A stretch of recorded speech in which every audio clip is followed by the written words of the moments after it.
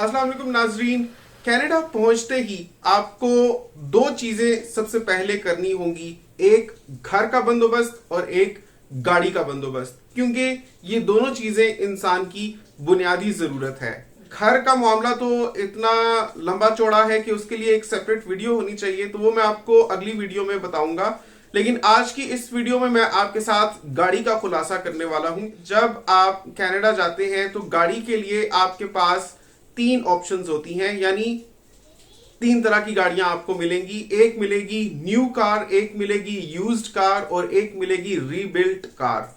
ये rebuilt car के बारे में लोगों को काफी कम पता होता है। आज की इस वीडियो में मैं आपको ये भी बताने वाला हूं, तो वो तमाम अफराद जो पाकिस्तान से या भारत से या दुनिया के किसी भी हिस्से से कनाडा मूव करना चाहते हैं, तो उनके लिए बहुत इंफॉर्मेटिव वीडियो होने वाली है। जल्दी से इस वीडियो को लाइक कर दीजिए। तो नाजरीन, न्यू कार तो आप समझ ही सकते हैं कि ब्रांड न्यू कार है। कनाडा में कार के बहुत से वेंडर्स होते हैं, बहुत सी कंपनीज होती हैं, आपको बहुत अच्छी वैरायटी मिलेगी, हर शेप और साइज की कार आपको मिलेगी और नई से नई, जदीद से जदीद और अच्छे से अच्छा मॉडल आपको मिलेगा। Used car obviously second hand होती है। अगर आप यूज्ड कार लेते हैं तो उसके साथ रिस्क ये हो सकता है कि आप नहीं जानते कि उसकी क्या चीज किस हद तक खराब है। आप एक दफा खरीद लेंगे तो वो आपकी जिम्मेदारी बन जाएगी। अगर आप बार बार मैकेनिक्स के पास नहीं जा सकते या आप ऐसा रिस्क नहीं लेना चाहते कि आपको अपनी गाड़ी मैकेनिक्स के पास लेकर जानी पड़े, तो obviously you should go for new car option. अब मैं बात करता हूं रीबिल्ड कार की। रीबिल्ड कार्स वो होती हैं जिनका कभी एक्सीडेंट हुआ होता है और उसमें वो काफी हद तक डैमेज हुई होती हैं, लेकिन उनको रिपेयर करके मार्केट में री इंट्रोड्यूस किया जाता है विद गवर्नमेंट सर्टिफिकेट। अच्छा, उस सर्टिफिकेशन का ये मतलब नहीं है कि ये चेक कर लिया गया है कि ईच एंड एवरीथिंग किस हद तक ठीक है या क्या है, वो आपकी अपनी रिस्पॉन्सिबिलिटी होती है। अगर आपके फर्ज करें कोई दोस्त या आपका रिश्तेदार वहां पर रीबिल्ड कार बेच रहा है और आपको उसकी बात पर ट्रस्ट है, तो आप ले लीजिए, क्योंकि ऑब्वियसली रीबिल्ड कार आपको यूज्ड कार या सेकंड हैंड कार से भी काफी सस्ती मिलती है, क्योंकि that comes with the added risk कि ये कार एक बड़े हादसे का शिकार पहले हो चुकी हुई है और अब मार्केट में सारा कुछ इसका ठीक करवा कर दोबारा से लाया गया है इसको। तो उसके बाद अब इसकी कैसी परफॉर्मेंस होती है वो एक बार आप इसको खरीदेंगे तभी आपको पता चलेगा। तो ऑब्वियसली इस रिस्क के साथ आती है, जैसे इसकी कॉस्ट थोड़ी कम होती है यूज्ड कार से भी। और कॉस्ट वाइज भी अगर मैं इनको कैटेगराइज करूं तो सबसे एक्सपेंसिव न्यू कार है, फिर यूज्ड कार है, फिर रीबिल्ड कार है। ये हो गई कार की टाइप्स। अब मैं आपको परचेजिंग ऑप्शंस का बताता हूं। तो परचेजिंग ऑप्शंस में ये होता है, एक तो ऑब्वियसली ये है कि आप कैश पर खरीद लें गाड़ी। जब आप कैश पर खरीदते हैं तो इट इज सेल्फ एक्सप्लेनेटरी कि आपने सारे पैसे अपफ्रंट पे करने हैं और कार आपकी हो जाएगी। दूसरी ऑप्शन है लीज की, जिसमें आप कार को रेंट करते हैं और आपको माहाना रेंट देना होता है और जितने अरसे के लिए आप रेंट करते हैं वो गाड़ी आपके पास होती है। उसके बाद वो गाड़ी आपकी ओनरशिप से निकल जाती है, यानी आपकी ओनरशिप में तो कभी आती ही नहीं, लेकिन आप उसको यूज कर सकते हैं फॉर द रेंटेड पीरियड और उसके बाद आपको उसको उसके ओनर को वापस करना होता है। और तीसरी ऑप्शन होती है कार फाइनेंसिंग की, जिसमें आप जैसे जैसे किस्तें पे करते जाते हैं तो आपकी इक्विटी बिल्ड होती जाती है और जब आप कार की पूरी कीमत विद इंटरेस्ट रेट्स अप्लाइड पे कर देते हैं तो फिर कार की ओनरशिप आपको मिल जाती है। नाजरीन, इसमें मुसलमानों के लिए यूजरी का भी एक एलिमेंट होता है जिसका ख्याल रखना होता है कि कहा जाता है कि सूद है। अच्छा, इसमें मैंने काफी रिसर्च की है और डिफरेंट मुझे इसमें ओपिनियंस मिले हैं उलमा के, मैं आपके सामने रख देता हूं। बाकी आप किस पर अमल करना चाहते हैं, क्या आपको सही लगता है, वो आपने डिसाइड करना है। एक चीज ये होती है कि सूद ये होता है कि पैसे के बदले पैसा, यानी आपको अगर कोई उधार पैसा दे रहा है और आपसे डिमांड कर रहा है कि जब आप वापस करेंगे ये पैसा तो इसके साथ इतने पैसे आप और देंगे, तो वो चिट्टा कोरा सूद होता है। लेकिन अगर कोई कमोडिटी इन्वॉल्व हो जाती है, जैसे अगर आपको कोई चीज दे रहा है और आपको उसके बदले उसको पैसे लौटाने हैं, फिर चाहे आप एक मुद्दत के बाद पैसे लौटाते लौटाते फाइनली उस चीज के मालिक बन जाए, तो भी उसको बहुत से आलिम सूद नहीं मानते। कुछ हैं जो उसको भी मानते, लेकिन बहुत से उसको सूद नहीं मानते, क्योंकि उसको इस तरीके से लिया जाता है जैसे ये रेंट है। यानी क्योंकि बैंक आपको गाड़ी लेकर दे रहा है, वो और बात है कि आपको शायद पैसे दे रहा हो ताकि आप उससे गाड़ी खरीदेंगे, लेकिन क्योंकि ये सारी डील एक गाड़ी और उसकी कीमत के गिर्द रिवॉल्व करती है, बुनियादी तौर पर अगर बैंक आपको गाड़ी की चाबी नहीं भी पकड़ा रहा, पैसे भी पकड़ा रहा है, तो भी गाड़ी के लिए पकड़ा रहा है। तो वो पैसे बेसिकली गाड़ी के लिए, तो आप कह सकते हैं कि बैंक आपको गाड़ी दे रहा है और आपको उसके बदले माहाना किस्तें अदा करनी है। और उन किस्तों में अगर बैंक अपनी फीस रखता है या इंटरेस्ट रखता है तो that does not qualify as सूद अकॉर्डिंग टू मैनी स्कॉलर्स, क्योंकि उसको ऐसे लिया जाता है कि ठीक है, आपको फर्ज करें 2 साल का अरसा है, इसमें किस्तें दे देकर आपने अपनी इक्विटी बिल्ड करके पूरी कार खरीद लेनी है, इसके साथ में इतनी एडिशनल कॉस्ट है जो आपको पे करनी है। तो ऑब्वियसली अगर आपने फर्ज करें कि 5% डाउन पेमेंट देकर एक पूरी चीज ले ली है और उसको आप यूज कर रहे हैं, उसको आप रेंट आउट भी कर सकते हैं, जैसे आपकी कार है, और वो आपकी ऑनरशिप में भी आती जा रही है जैसे जैसे आप इक्विटी बिल्ड करते जा रहे हैं, तो फिर जो माहाना किस्तें बैंक आपसे चार्ज कर रहा है वो qualifies as the rent of the car. क्योंकि आप जाहिर है पूरी कार के तो मालिक नहीं है, लेकिन आपको पूरी कार मिल गई हुई है, आपने तो सिर्फ 5% डाउन पेमेंट की थी, बाकी तो आप महीने महीने करके उसके मालिक बनेंगे।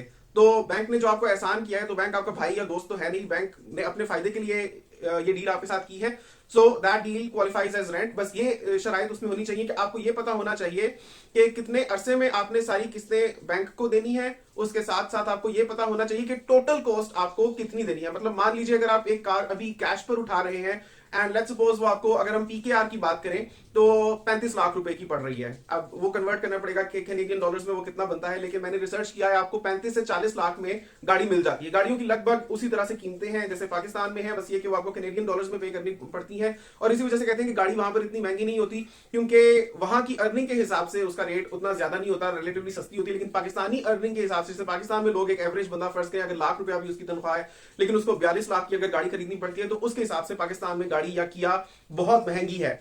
लेकिन कनाडा में क्योंकि लोग कमा इतना रहे होते हैं, तो अगर गाड़ी की प्राइसेस पाकिस्तान की प्राइसेस जितनी ही हैं, तो उनके लिए वो सस्ती होती है। So they are relatively cheap for the Canadians और the people earning in Canadian currency और डॉलर्स। तो यहां पर मैंने आपके साथ बात की कि क्योंकि यहां पर एक कमोडिटी इन्वॉल्व है, यानी एक यूजेबल चीज इन्वॉल्व है, तो ये एक तिजारत की तरह से हो जाता है, यानी तिजारत है, तो ये बहुत से स्कॉलर्स के नजदीक सूद नहीं है। बस एक ये शर्त है कि आपको टोटल पता होना चाहिए कितने अरसे में आपको वापस करना है, मतलब कि पैसे लौटाने हैं। और मान लीजिए कि अगर आपको कैश पर 35 लाख पे गाड़ी मिल रही है, लेकिन आप जब उसकी किस्तें बनाते हैं, तो at the end of the 2-year period, supposing you have to pay all of the episodes in a total of 2 years period, तो उस 2 साल के अरसे में फर्ज करें कि आपको 50 लाख पे करने हैं। गाड़ी अगर आप अपफ्रंट पे करते हैं तो 35 लाख देकर आप ले सकते हैं, that will be cash buying. लेकिन अगर आप फाइनेंस कर रहे हैं, तो उस केस में फर्ज करें आपको 50 लाख पे करना पड़ रहा है, तो ऑब्वियसली वो जो 35 और 50 का डिफरेंस है, यानी 15 लाख, वो उसका रेंट हो गया, यानी जिसने आपको गाड़ी लेंड की है, या जो फाइनेंसिंग इंस्टीट्यूट है या बैंक है, उसका वो रेंट हो गया। तो आपको टोटल अमाउंट पता होनी चाहिए कि आपने कितनी पे करनी है। इसमें कोई भी इबाम या कोई भी शक्को शुबे की गुंजाइश नहीं होनी चाहिए, या कोई अनसीन या अनवांटेड या अनप्लेजेंट सरप्राइजेस नहीं होने चाहिए आपके लिए कि आप ये समझ बैठे थे कि फर्ज करें आपको टोटल 40 लाख अदा करना पड़ेगा, लेकिन जब वो मुद्दत पूरी हुई तो तब आपको पता चला ओ ये तो एक्चुअली 50 लाख था या 60 लाख था, सो दैट इज रॉन्ग। तो इस्लामी असूल के मुताबिक आपको ये पता होना चाहिए कि कुल आपने कितनी रकम अदा करनी है, आपको मुद्दत पता होनी चाहिए कि कितने में अदा करनी है वो सारी किस्तें। और फिर ये एक चीज भी बहुत से आलिम कहते हैं कि एक ये भी होता है कि अगर फर्ज करें कि आप पेमेंट एक वक्त पर नहीं कर सकते या आपकी पेमेंट डिले हो जाती है, तो उस पर जो फाइनेंसिंग इंस्टीट्यूट है उसको आपको कोई एडिशनल पेमेंट चार्ज नहीं करनी चाहिए। ये वो कहते हैं कि बिकॉज अगर वो एडिशनल पेमेंट चार्ज करते हैं तो बहुत से स्कॉलर्स के नजदीक वो चीज सूद होती है। अब इसमें मेरी पर्सनल ऑब्जर्वेशन ये है कि देखें, अगर आप वक्त पर पेमेंट नहीं करते तो कोई भी फाइनेंसिंग इंस्टीट्यूट होगा वो आपको पेनलाइज तो करेगा, फाइन्स तो देगा। ये तो हमारे रोजमर्रा के मामलात में भी अक्सर ऐसे होता है कि फर्ज करें कि एक कंस्ट्रक्शन कॉन्ट्रैक्ट है, क्योंकि मैं सिविल इंजीनियर हूं, मुझे पता है किस तरह से कंस्ट्रक्शन प्रोजेक्ट्स होते हैं। तो अगर वक्त पर पेमेंट्स नहीं की जाती जनरल कॉन्ट्रैक्टर को, तो अगर बाद में पेमेंट करता है क्लाइंट कॉन्ट्रैक्टर को, तो with an additional fee payment करता है, because that additional fee is charge to make sure कि जिसने पैसे देने हैं वो वक्त पर पैसे दे। अगर वो पेनल्टी का सिस्टम नहीं रखा जाएगा या फाइन का सिस्टम नहीं रखा जाएगा, तो फिर जिसने पैसे अदा करने हैं उसके लिए कोई इंसेंटिव नहीं होगा या कोई उसको मजबूरी नहीं होगी कि वो वक्त पर अपनी फीस अदा करे। तो बहरहाल मैं तो उसको एक फाइन की तरह से देखता हूं, लेकिन ऑब्वियसली जिनका इल्म है, जो स्कॉलर्स है, वो उसको कह रहे हैं कि अगर फाइनेंसिंग इंस्टीट्यूट आपको इस चीज की एडिशनल पेमेंट चार्ज करता है अगर आप वक्त पर एपिसोड्स पे नहीं करते, तो फिर दैट क्वालिफाइज अ सूद। लेकिन इस पर भी मैंने मजीद रिसर्च की है कि अगर एक बंदा कार फाइनेंसिंग में जाता है, ये वाली ऑप्शन लेता है, और फर्ज करें कि वक्त पर वो पैसे पे नहीं कर सकता, तो फिर क्या करते हैं फाइनेंसिंग इंस्टीट्यूट या बैंक? तो दरअसल बाहर के ममालिक में इस तरह का सिस्टम होता है कि जो भी मामला होता है उसमें इंश्योरेंस भी इन्वॉल्व होती है। अगेन मैं आपको कंस्ट्रक्शन प्रोजेक्ट्स के रेफरेंस से बात करूंगा। जब भी एक कॉन्ट्रैक्ट साइन होता है एक क्लाइंट और एक जनरल कॉन्ट्रैक्टर के दरमियान, तो श्योरिटी बॉन्ड्स भी लिए जाते हैं। यानी जनरल कॉन्ट्रैक्टर ये बताता है कि क्लाइंट ये बताता है कि फर्ज करें अगर वो एक वक्त पर पेमेंट नहीं कर सकेगा तो बैंक उसकी जिम्मेदारी लेता है, उसी को बॉन्ड कहते हैं। तो ये तो हम अपने मुल्क में भी हर चीज में देख रहे हैं कि बैंक्स बॉन्ड्स प्रोवाइड करते हैं, श्योरिटी बॉन्ड्स प्रोवाइड करते हैं। हर किस्म के कॉन्ट्रैक्ट्स में ये बॉन्ड्स तो शामिल ही होते हैं, इंश्योरेंसेज तो शामिल ही होते हैं, और उसके बदले आपको ऑब्वियसली बैंक को एक प्रीमियम मंथली बेसिस पर पे करना होता है, क्योंकि अगर आप डिफॉल्ट कर जाते हैं तो फिर बैंक रिस्पॉन्सिबिलिटी लेता है। तो यही सिस्टम बाहर के ममालिक में भी होता है कि फर्ज करें अगर आप एक वक्त पर या जब आपकी एपिसोड ड्यू है, आपके पास पैसे नहीं, आप नहीं पे कर सकते, तो फिर जिसको आप इंश्योरेंस दे रहे होते हैं वो इंश्योरेंस कंपनी आपके बिहाफ पर पे करती है। मतलब अगर आप पैसे नहीं पे करते तो ऐसा नहीं होगा कि आपको आके कोई घर से निकाल देगा या आप उनको जेल हो जाएगी, वहां पर इंश्योरेंस का सिस्टम होता है। आप एक तरफ कार की एपिसोड्स पे कर रहे होते हैं, दूसरी तरफ आप इंश्योरेंस प्रीमियम्स पे कर रहे होते हैं, चाहे आप घर ले रहे हो, चाहे आप कार ले रहे हो, चाहे आप कोई भी कमोडिटी ले रहे हो, तो इंश्योरेंस इज ऑलवेज इन्वॉल्व। तो वहां पर आपको इंश्योरेंस प्रीमियम पे करके फिर ये श्योरिटी मिलती है फाइनेंसिंग इंस्टीट्यूट को कि फर्ज करें ये बंदा अगर कार की एक वक्त पर पेमेंट नहीं कर सकता तो वो आपको चार्ज करने की बजाय उस इंश्योरेंस कंपनी से पैसे चार्ज करते हैं। ये है मेरी अब तक की रिसर्च। इसमें कुछ गुंजाइश भी हो सकती है क्योंकि ऑब्वियसली बहुत सारे मामला होते हैं, जैसे जैसे मुझे मजीद चीजें पता चलेंगी वो भी मैं आपके साथ शेयर करता जाऊंगा, लेकिन अब तक जितना मैंने रिसर्च किया उसमें मुझे ये बातें पता चली हैं। तो ये है कि आपके पास ये एक सिस्टम होता है जिसके तहत आप इन चीजों को करते हैं।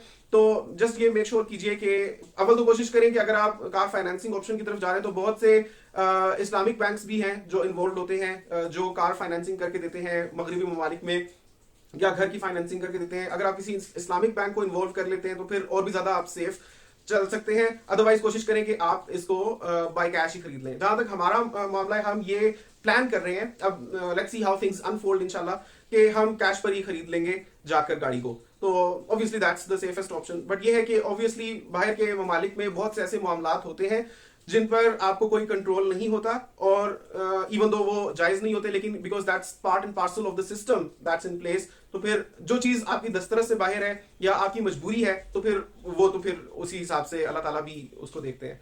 तो ये थी मेरी अब तक की रिसर्च। उम्मीद करता हूँ आपको काफी चीजें क्लियर होंगी। आपको आज की वीडियो से ये पता चल गया होगा कि कार्स कितनी किस्म की होती हैं और कार फाइनेंसिंग ऑप्शंस क्या होते हैं। अब ये आपको देखना है कि आपको क्या सूट करता है। अच्छा, इस्लामिक बैंकिंग के थ्रू कार को फाइनेंस करने के अलावा एक ये भी ऑप्शन होती है कि समटाइम्स जो कार लेंडिंग कंपनीज होती हैं वो जीरो इंटरेस्ट पर भी कार्स ऑफर कर रही होती हैं, तो ये भी देख लीजिएगा।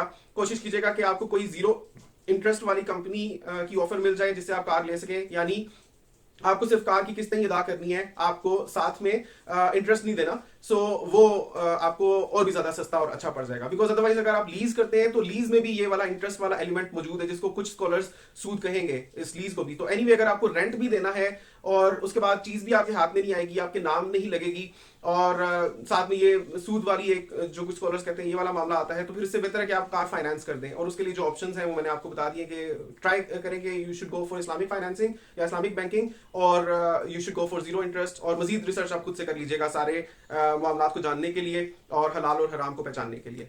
तो देखते रहिए मेरा चैनल आपको इसलिए सब्सक्राइब करना चाहिए क्योंकि मैं खुद पाकिस्तान से कनाडा जा रहा हूँ, हमारी फैमिली वहां पर मूव हो रही है, and we have nobody over there to take care of us. सारी चीजें हम फ्रॉम स्क्रैच करेंगे। It's like stepping into new life in this world. तो बहुत ज्यादा दिलचस्प होने वाला है। जो जो चीजें हमारे साथ होंगी आपके साथ मैं शेयर करता जाऊंगा, जिन मामला से हम गुजरेंगे, जो जो सक्सेसेस हमें मिलेंगी, जो जो हमें लगता है कि चैलेंजेस हैं या खुदा न खास्ता फेलियर्स होंगे, सारी चीजें आपके साथ शेयर करूंगा। तो आप लोगों को लिए दिलचस्प भी होगा और इन्फॉर्मेटिव भी होगा, फिर चाहे आप कनाडा इमिग्रेट करके जाना चाहें या ऑस्ट्रेलिया या दुनिया के किसी भी मुल्क में। बहरहाल एक स्टोरी की तरह आपको सारी चीजें पता चलती जाएगी सच। इसलिए मेरे चैनल को सब्सक्राइब कर दीजिए। वीडियो पसंद आई है तो इसको लाइक और शेयर जरूर कीजिएगा। और आप अगर इस्लामिक बैंकिंग के बारे में जानते हैं फाइनेंसिंग के लिए कनाडा में फॉर घर, फॉर कार, फॉर कमोडिटीज, तो उसके बारे में अपना नॉलेज नीचे जरूर शेयर कीजिएगा। आपसे मिलता हूं अगली वीडियो में, तब तक के लिए अल्लाह।